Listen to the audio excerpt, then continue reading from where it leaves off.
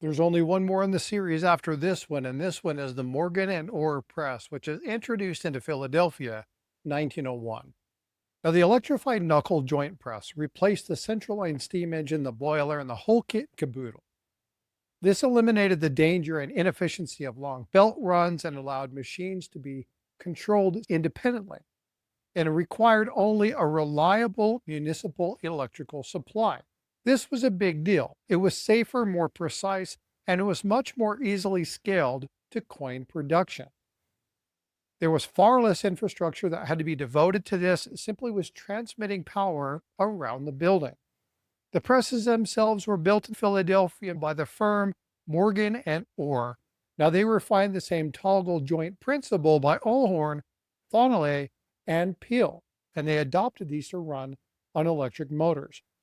And when the Mint's third Philadelphia building opened in 1901, guess what was put center stage?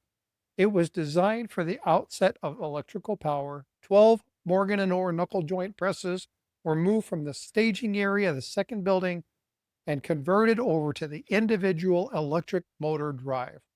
This made this new facility an all electric mint. It was the first one anywhere in the world. The electrified toggle press remained the standard for most of the 20th century, but gradually became overtaken by mid century hydraulic presses. Now, this is what we have today, and we're going to be talking about a couple of these. You've probably heard the Schuler and Grabonner presses, which strike coins faster than anyone ever have.